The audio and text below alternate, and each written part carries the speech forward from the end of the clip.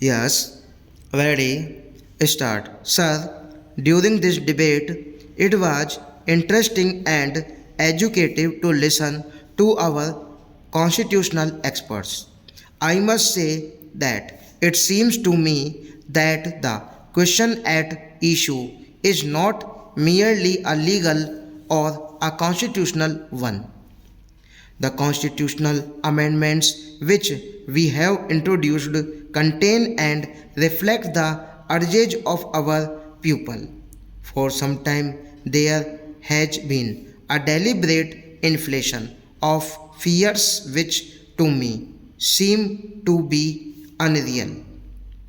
A controversy has been generated as regards the supremacy of Parliament against the supremacy of the Constitution as if these two were distinct concepts, mutually exclusive and even perhaps opposite.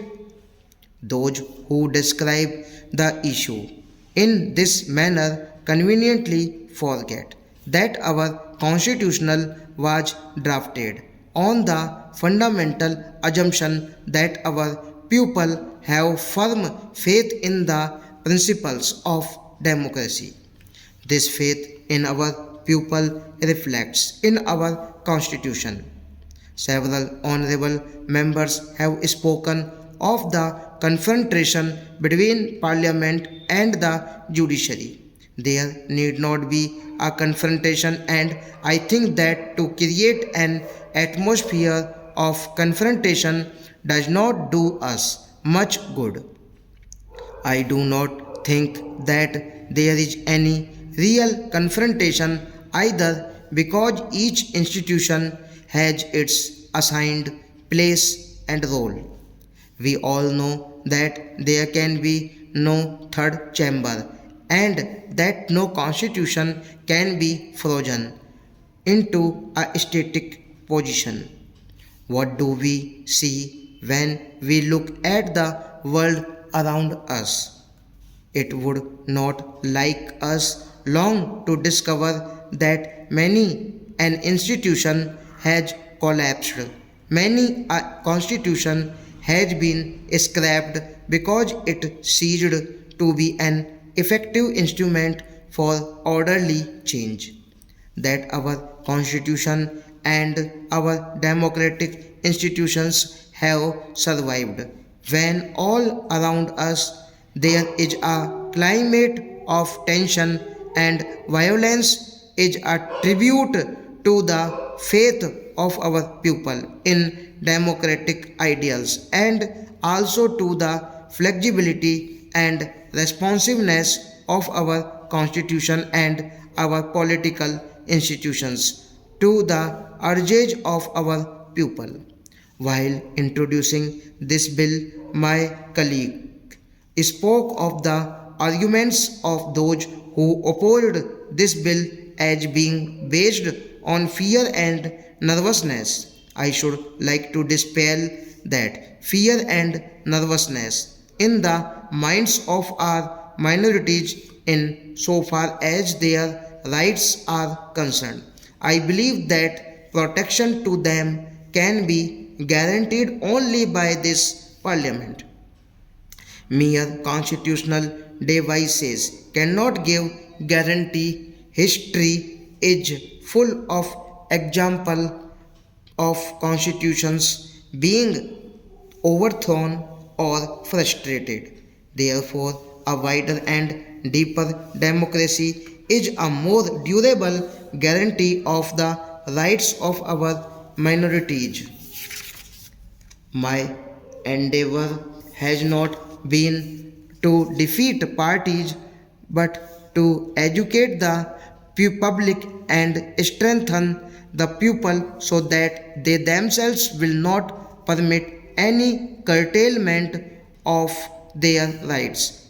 The protection of the rights of the minorities can be ensured only when the majority itself is convinced that its well being and progress is linked with a sense of security amongst the minority communities In the ultimate analysis, it is only a sensitive and strong public opinion which can give real protection to the minorities. The major premise of democracy is the will of the people as expressed through parliament. As my honorable friend said in his excellent speech of our democracy had gone violent and had become an instrument of oppression, it would have failed and something else would have spoken its place. If such anarchy were to take place in our country, holding the constitution against the flood waters of right reaction or of violent revolution would not divert the tide. There is an unending attempt by vested interests to divide the people and to mislead the minorities. I am confident that our people are committed to democracy. They understand and respond to the need for a secular approach, the need for change within a democratic framework, and the need to prevent narrow vested interests from obstructing the processes of change. We all know that change is a fact of life whether we like it or not. We all know that the clever arguments cannot bind us to the past. If you look at the circumstances of life as it is in India, I see no reason in a denial of radical change.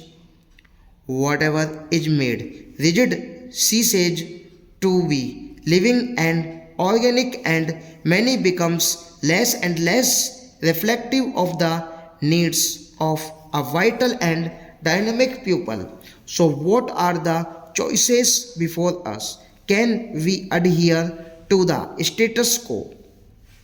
There is a crisis in the social order not only in India but in every country of the world, and the choice in every country is whether changes can come about peacefully or whether they must be driven to violent means.